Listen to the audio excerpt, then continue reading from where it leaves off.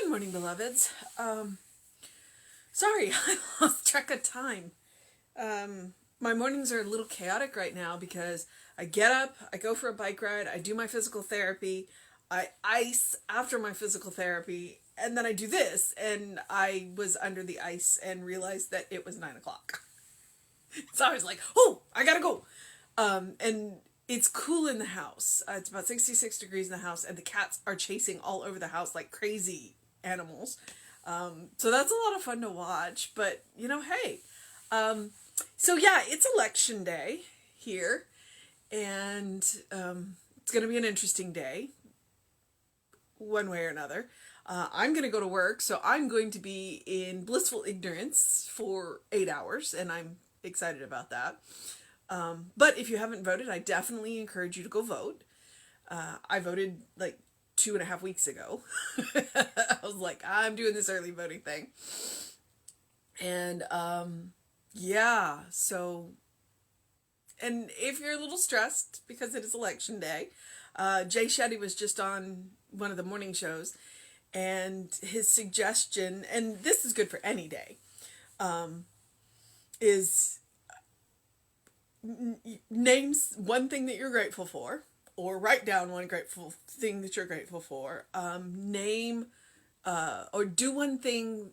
Do one thing that is healthy. Like today, we went for a bike ride. That is definitely healthy. And then the last one was, what do you do? Do something you need to do, something to make it a wonderful day, which is what I say every day. Do something to make it a wonderful day. So those are 3 things that you can do if you're a little stressed about today. Actually, that's one thing. Those are 3 things that you can do any day you're feeling a little stressed. Gratitude has this amazing ability to make us feel better when we list what is right, what is going right in our lives. Because so frequently, and honestly, it's the way we're taught. When growing up, it's like, oh, we have all these problems, we need to fix them. So we're always focused on the problems, and we don't focus on the things that are good. We don't focus on the things that are going right. And sometimes that can be a little ego thing. It's like, it's like this humility. We're supposed to be, have this idea, it's like, so we don't get to celebrate the things that go right. No. Yes, we have problems, and yes, we need to work on them, but we don't want to work on the problems. We want to work on the solutions, and we want to find things to be grateful for. And that's what we are this month. That is what he's focused on. Ernest is focused on this month. He is focused on gratitude. And that idea of how listing the things that you're grateful for makes you feel. Like Jay Shetty said it this morning. Make a list. Write a letter. List the things that you're grateful for. And I think there's been some talk about doing it this year. I'm not sure how.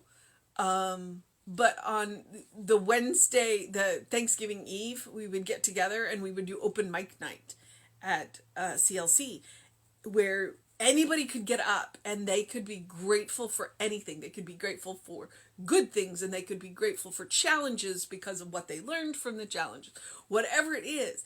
And they got to share with everybody what they were grateful for. I guess we need to revisit that now that I'm thinking about it. So, and I am grateful for my right to vote as a woman. I'm grateful for my being able to have my voice heard. And I'm grateful for all of the women that are running for office. Yeah, I'm a little skewed because we're 51% of the population. I think we should have more voices in places of power. Am I ready to do it? No, because I can't always control my mouth, but let me be realistic about that. Yeah, and yet I'm a minister. Go figure. So Let me tell you what I really think. Because the problem is I will. All right, so it is November 3rd. Our title is Humanity. Our Bible quote is, "Have we not all one Father? Hath not one God created us?" And that is from Malachi 2:10. Malachi is a very short prophet. It's definitely worth reading. I thoroughly enjoy the prophets. Some of them are long, but they have interesting things to say. All right. Arthur Compton, in The Freedom of Man, tells us that science has discovered nothing that contradicts the idea of a universal mind or spirit of which all people are suffering or emanation. Oh, wait. Nope. All right. Rewind. Try that sentence again. Arthur Compton, in The Freedom of Man, tells us that science has discovered nothing that contradicts the idea of a universal mind or spirit, of which all people are offspring or emanations. It would be impossible to converse with each other unless there was a common medium, or, as Emerson said, one mind common to all people.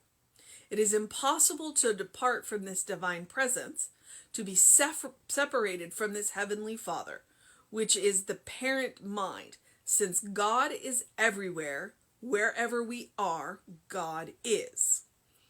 Today, I know that there is one Spirit in every person I meet. Realizing that there is one Heavenly Father, I know that there are common bonds among all humanity.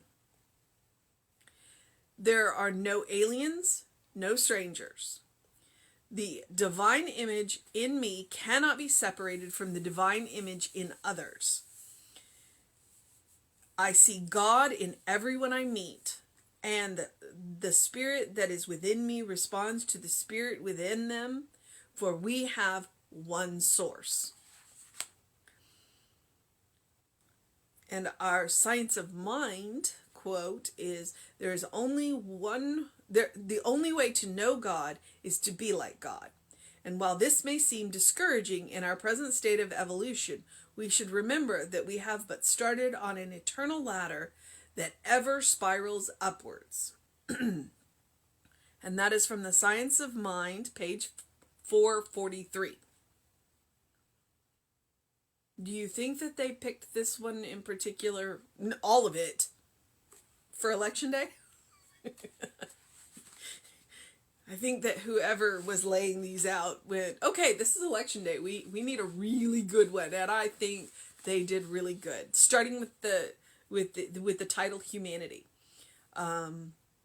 because we have gotten so caught up in us against them, and there is no them. In fact, I talked about that, I guess, a month ago. Maybe it's been longer. I'm not even sure anymore. There is no them, because we all came from the same source. We're all made of the same stuff. I mean, if you break us down to the very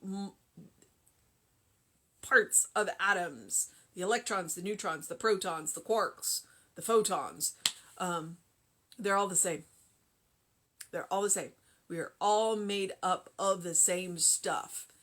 And we all share the same parenting mind. That's what Malachi says. Have we not all one Father? Hath not one God created us? And I don't know who Arthur Compton is. I have never read The Freedom of Man, but maybe I'm going to look it up now. And even today, science doesn't say, hey, in fact, science is telling us more and more things that we have in common, more things about the way our mind works, more things the way electrons and protons, more science supports than not this idea of the universal mind, the universal spirit. And so Ernest says, science doesn't contradict the universal mind or spirit, and of which, and then he makes the statement, of which all people are offsprings or emanations. We are offsprings of that universal mind. We are emanations of that universal mind. It would be impossible to converse with each other unless there was a common medium, or, as Emerson says, and this is a direct quote because it's in quotes, one mind common to all people. We may speak different languages. We may dress differently. We may look a little different. But we still, underneath it all, are human. We are of the human family. And we are nearer to each other than we are far further apart. And it behooves us to act like it. It's like we are one human family. And if we could look at that, instead of the us against them, as the one big family, the idea is that we would treat each other better. Don't get me wrong, not everybody came from, wonderful family. I have some interesting challenges in some parts of my family. But I have some parts of my family that have loved me no matter what. And I have parts of my family that love me just because. There's no reason. We're family. And that's what matters. So I guess that's my challenge today, is to treat everybody like family. That may be our mission today. Fair warning. I may have already given you the mission for today. It is impossible to depart from this divine presence, to be separated from this heavenly Father, which is the parent mind. Because the mind that we use is part of that divine mind. The pattern that we use comes from that divine pattern. And we are individualized centers of that parent mind. But that parent mind is the one that we use. And it's the one everybody uses. There's nobody who doesn't. Since God is everywhere, wherever we are, God is. That is a statement. Today, I know that there is one spirit in every person I meet. And there you go. When you look into the eyes of the people today, you want to see God looking back at you. And to know that they see God looking at them. And not that scary accountant in the sky, but that loving energy of creation. Realizing that there is one heavenly Father, I know that there is common bond among all humanity. So today, especially today, but every day, our goal is to recognize the common bond among all humanity. That we share the same building blocks, we share the same mind, we share the same spirit. There are no aliens, no strangers. The divine image in me cannot be separated from the divine image in others. Because the image isn't about the outer, the image is about the inner. We all have the same heart and mind. We all have that love inside of us. It's up to us to how much we turn that flow up or down. That's where our power is in that divine flow. It's like you are that divine love. How much of it you allow to flow is yours. That's where your choice is. I see God in everyone I meet, and the spirit that is within me responds to the spirit within them, for we have the same source. So today it's about humanity, but it's also about oneness. It's about recognizing we are human family. So back to that Science of Mind quote from page 443. The only way to know God is to be like God. What does that mean? And In Science of Mind, we teach that that's love. It's to love yourself, to love others, to recognize when we look in each other's eyes that that is God looking back at us, that that is Spirit looking back at us, that we are our brothers and sisters. We are not just our brothers and sisters keepers, but we are our brothers and sisters. And why? So there is only one way to know God. The only way to know God is to be like God. And while this may seem discouraging in our present state of evolution, and that was Ernest's idea, I'm not sure I agree with him. I think we've come a long way. I really think that we've come a long way. He wrote this in 1927. Think about what was going on in the world. You can look around and see what's going on in the world right now, and maybe it is a little discouraging, because we've gotten a little us and them. But that is our work to do, to recognize that there is no them. We should remember that we have but started on an eternal ladder that ever spirals upwards. The only place to go from here is up. So our mission today, should we choose to accept it,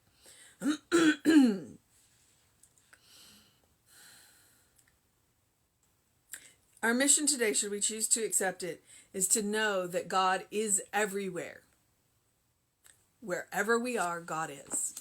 Whoever we meet, we are looking in the eyes of God. Especially when we look in the mirror. We are looking at the eyes of God. And allow that to inform you on how you move through your day. Because God is love and gratitude and creation and beauty and truth and joy. So look, when you look in the mirror and see and can see that, and when you can look in each other's eyes and see that, then we're on our way up that ladder. All right, well, I'm going to move into the process of my day. I'm going to encourage you to do something loving for yourself, do something kind for yourself, do something compassionate for yourself. Whatever that looks like today. For me, I'm turning off the news. I'm not watching the election stuff. I don't have to watch it all day. It's going to happen. I have voted. So I do not feel the need to watch it. I'd rather not. That is my loving, kind, and compassionate thing for myself. However, if watching it is your loving, kind, compassionate for you, go for it. Go for it. Do what you need to do. It is cool out there. It looks like we are going to have a beautiful week here in Houston. So I would definitely encourage you to do something to engage your mind and your body. Open your windows. Allow that breath of fresh air to come in and clear out the cobwebs. Allow that fresh perspective in. And today, it's so important today. Open the windows of heaven. Allow the breath of, open the windows of your soul. Allow the breath of heaven to come in. Allow that breath of heaven to surround you, to fill you with love. And then allow that breath of heaven to flow out of you. Because it is to remind you that you are a beloved child of Spirit in whom Spirit is well pleased. And it is your power to pass that on to others, to remind them that they are also children of Spirit. Wherever we are, God is. So God is right here with you now. I am going to, yes, I'm just like, all my words are gone. Reverend David will be on with you around 5 p.m. I'm quite sure, somewhere around in there. He'll get it done.